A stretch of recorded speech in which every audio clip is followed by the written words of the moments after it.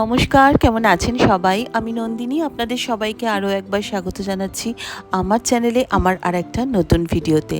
আজকে শনিবার আর ঘড়িতে সময় ওই সকাল 11টা সাড়ে 11টার মতো বাজে। প্রচণ্ড গরমে সবারই একদম নাজেহাল অবস্থা আজকে সকাল থেকে।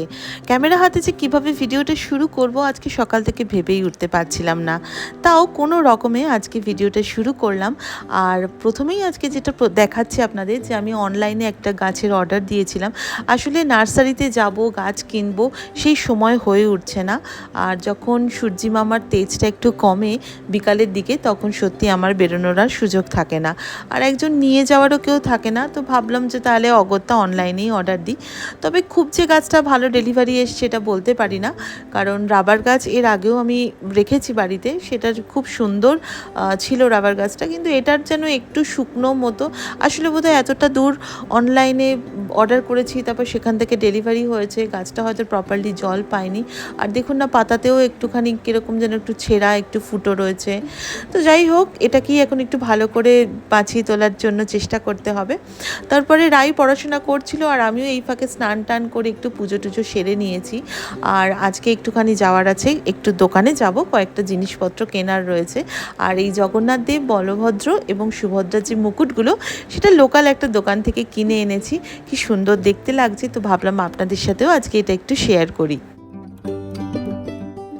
তারপরে কথায় কথায় আমি আর রাই দুজনে মিলে চলে এসেছিলাম একটা ডিপার্টমেন্টাল স্টোরে। এই ডিপার্টমেন্টাল স্টোরটাতে স্টকটা অনেক বেশি, তো আমি আমার পছন্দসই জিনিসগুলো পেয়েই যাই।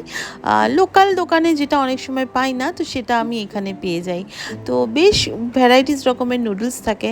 আসলে রাই এখন আর খুব একটা ওই ম্যাগি নুডলস এগুলো খুব একটা খায় না, কিন্তু অনেক দিন পর ওর একটু ইচ্ছে হয়েছিল, তো একটু ফ্লেভারগুলো একটু এইসব ব্যাপারে একটু চুজি, তো সেই জন্যই আরও এখানে আসা। তো দুটো এরকম ভালো নুডলসের প্যাকেট নিয়েছি, আরও বেশ কয়েকটা টুকিটাকি জিনিস। আর আমি যখনই এরকম ডিপার্টমেন্টাল স্টোরে আসি, যে কখন কোনটাতে কিসের অফার রয়েছে, অনেক সময় থাকে buy one get one offer থাকে, কখনো 50% অফ থাকে, 40% অফ থাকে।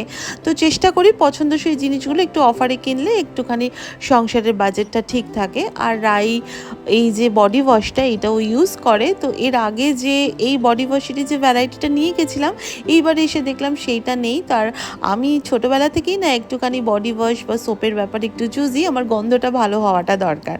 তো আমি সেটাই একটু খুলে খুলে শুকে শুকে দেখছিলাম। তো যাই হোক, কোনো রকমে বাজার টাজার করে নিয়ে চলে এসেছি। আর এসে কোনো রকম একটুখানি ফ্রেশ হয়ে মুখে চোখে জল দিয়ে মানে বাড়িতে সবার সাথে আলোচনা করছিলাম যে আজকে বাইরে যে এত ভয়ানক গরম।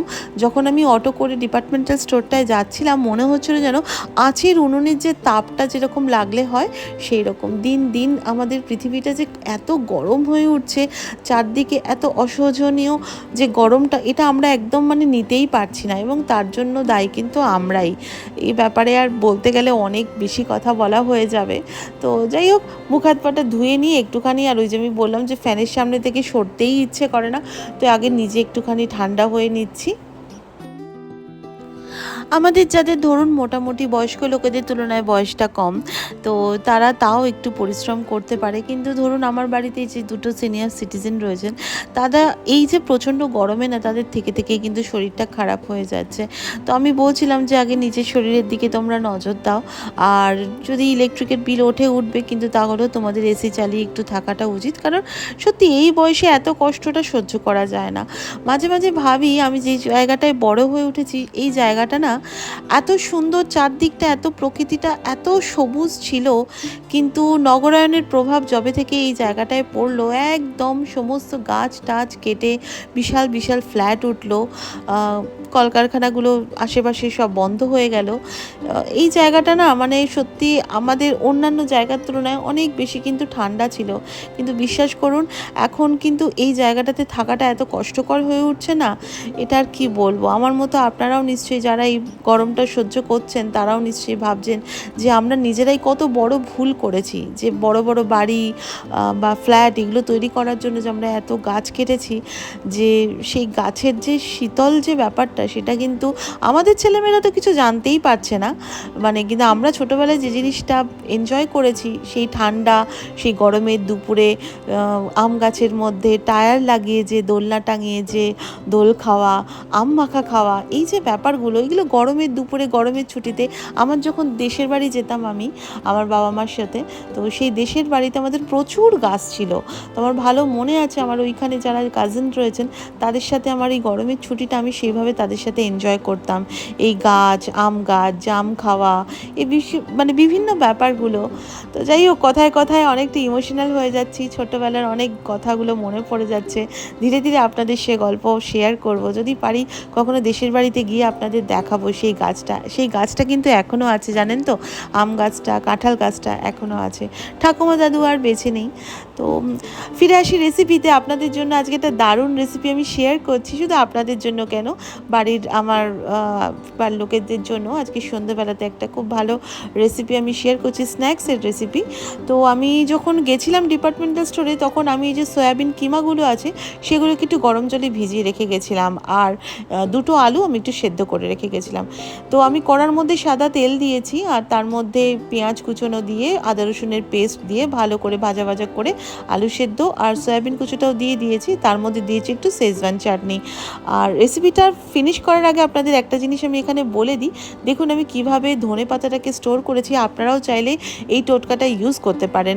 এটা কিন্তু মানে প্রায় 5 দিন হয়ে গেল, ধনে পাতাটা কিন্তু একদম ফ্রেশ রয়েছে। কিছুই না, একটা গ্লাসের মধ্যে জল নিয়ে আর যে বাজার থেকে ধনে পাতাটা কিনে এনেছি সেটাকে এর মধ্যে দিয়ে দিয়েছি, আর এই যে একটা সাদা রঙের ন্যাকড়া বা যে কোনো কাপড় ছেঁড়া, সেটাকে আপনারা ভালোভাবে জলের মধ্যে ভিজিয়ে নিয়ে, বেশ অনেকটা জল থাকবে সেই অবস্থাতে এই ধনে পাতাটার ওপরে গায়ে এরকমভাবে জড়িয়ে দিয়ে ফ্রিজে রেখে দেবেন। এটাতে কিন্তু প্রায় 1 সপ্তাহ 1.5 সপ্তাহ মতো কিন্তু ধনে পাতা একদম ফ্রেশ থাকে, গন্ধটাও একদম ইনট্যাক্ট থাকে। তো যাই হোক, রেসিপিতে ফিরে আসি। তো যেটা বলছিলাম, শেজওয়ান চাটনিটা যে রয়েছে আমাদের, দেশি শেজওয়ান বলে যেটা মাদার্স রেসিপির পাওয়া যায়, তো সেই শেজওয়ান চাটনিটাও আমি এটার মধ্যে দিয়ে দিয়েছিলাম। খুব সুন্দর একটা ফ্লেভার আসে। তোমার মোটামুটি এই যে পুরটা তৈরি করছি আমি বানাবো আজকে সিঙ্গারা, আর বাদামটা আমি যে ভেজে রেখেছিলাম সেটাকে একটুখানি ভেঙে নিচ্ছি। একটু বাদামটা যদি ভাঙা ভাঙা থাকে তাহলে কিন্তু বেশ মুখে পড়লে খেতে ভালো লাগে। আর ওই যে সয়াবিনটা যেটা আমি বানালাম তার মধ্যে আমি একটুখানি ধনেপাতাও দিয়ে দিয়েছি। এবার এই যে বাদামগুলোকে কুচো কুচো করে নিলাম, এটাকেও এর মধ্যে আমি অ্যাড করে দেবো। আচ্ছা, নুন মিষ্টি যেরকম আপনাদের স্বাদ মতো যদি এই রেসিপিটা ট্রাই করেন সেই রকমভাবে দেবেন। আমার বাড়িতে যেরকমভাবে নুন মিষ্টি পছন্দ করে আমি সেরকমই ইউজ করেছি, বিশেষ কিছু হাতিগোড়া ব্যাপার না। আর কাঁচা লঙ্কা কুচো দিয়ে দেবেন। আর এই যে সামোসা প্যাটিগুলো বা স্প্রিং রোল প্যাটিসগুলো, এগুলো আপনাদের সাথে আমি অনেক আগে শেয়ার করেছিলাম যে মিনি স্প্রিং রোল আমি বানিয়েছিলাম হোলিতে, তো সেইগুলোর বেশ খানিকটা রয়ে গেছে। এগুলো কিন্তু খুব একটা বেশি দিন থাকে না, কারণ হার্ড হয়ে যায়। তো প্রায় হার্ড হয়ে এসছে, তো আমি ভাবলাম যে আজকে এটাকে আমি একটুখানি সদ্ব্যবহার করে নিই। তো এর জন্য এগুলোকে দেখুন আমি এরকমভাবে পানের খিলির মতো তৈরি করে তার মধ্যে ওই যে পুরটা বানিয়েছি সেটা দিয়ে দিয়েছি, দিয়ে একটা কর্নার এরকমভাবে মুড়ে দিয়ে তারপরে এইরকমভাবে আবার ত্রিকোণা করে মুড়ে দিয়েছি। এতে খুব মানে বিশাল এরকম কোনো কষ্ট না। আর আমরা ঠিক মিষ্টির দোকানে যে যেরকম সিঙ্গারা খাই, এটা কিন্তু ঠিক সেরকম সিঙ্গারা নয়। অনেকে ওপার বাংলার লোকেদের আমি দেখেছি এই জিনিসটাকে অনেকটা সমুচাও বলেন। আমার মনে হয় আমি ঠিকই বলছি, যদি ভুল হই তাহলে আমাকে অবশ্যই কারেকশন করাবেন। তো দেখুন আমি আরও একটা শিট নিয়েছি, সেটাকে ওই একটা এরকমভাবে ট্রায়াঙ্গেল করে শেপ দিয়ে নিয়েছি। তারপরে এই যে ময়দা আর জলের যে স্লারিটা গুলে রেখেছিলাম, সেইটা ঠিক যেরকম কাগজের মধ্যে আঠা ব্রাশ করি আমরা, সেই রকমভাবে ব্রাশ করে নিয়ে মাঝখানে পুরটা দিয়ে তারপরে আবার আর একটা দিক এইভাবে মুড়ে দিয়ে তারপরে এই যে রেস্ট যে অংশটুকু থাকে সেটাকেও প্রায় ত্রিকোণা আকৃতির আকার দিয়ে মুড়ে দিলেই হয়ে গেল একটা ওরকম মিনি সামোসা, বা বলতে পারেন সামুচা, যেটাই বলুন না কেন। তোমার তৈরি হয়ে গেল। এবার তেল গরম করে একে একে ভেজে নেব।